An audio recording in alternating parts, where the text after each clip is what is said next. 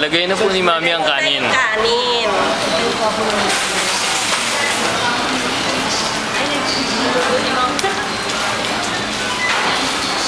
Tapos, sagag-sagag mo. Yan. Yan. Huwag kang tumawa.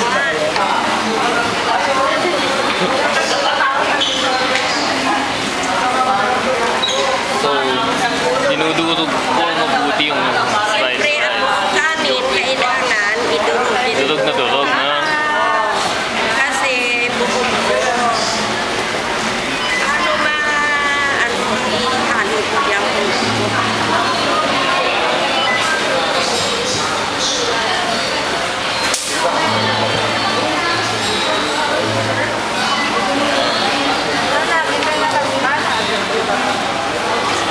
Mami, lahat ng anak niya naturuan niyo magluto. Sir, try niyo po. Ay, mga anak ko marunong niya magluto. Sa inyo po lahat natuto. Kasi, gusto ng asawa niya, minsan fried rice. Oo. So, fit pala yun, ma? Alam mo, di ba? Saka maganda Japanese dyan fried rice, sir. sa product namin. Japanese fried rice. Chemical, wala siyang MSG. So, healthy siyang kainin. Yan mismo.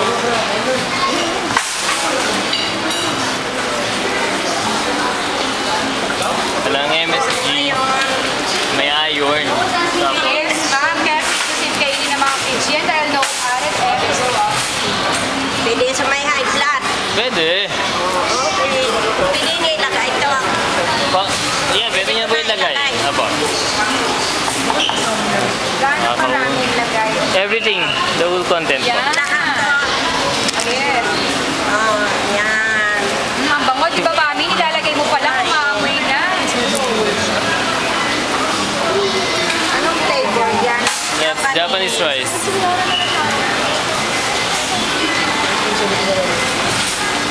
Introducing. Tingnan nyo, Japanese. Yan, so hahaluin po natin mabuti para... Kanya dapat pinikturan mo siya ng nakaganyan. Una yung Oo nga, nakalimutan ko eh. Introducing. Introducing Japanese. Ma'am, hanap niyo po dito. Ayan. Yan.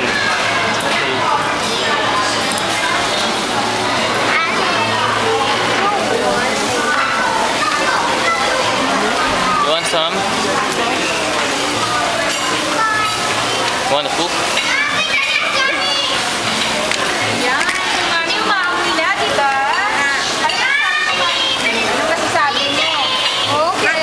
Madali lutuin. Madali gamitin. Madali gamitin. Masarap kainin. Yes! Oh, spill natin yun yun ah. Ayan.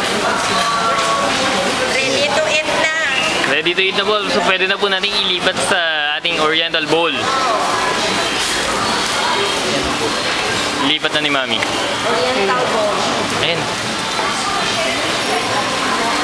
Ito pala. Yan.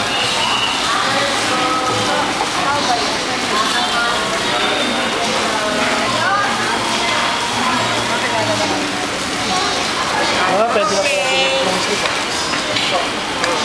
Ilipat mo na. Dapat ang Yan, kakain. ilalagay na ni Mami. Na. O, di ba? Mami, nasasabi ka na bang kainin yan? Siyempre ako nagluto.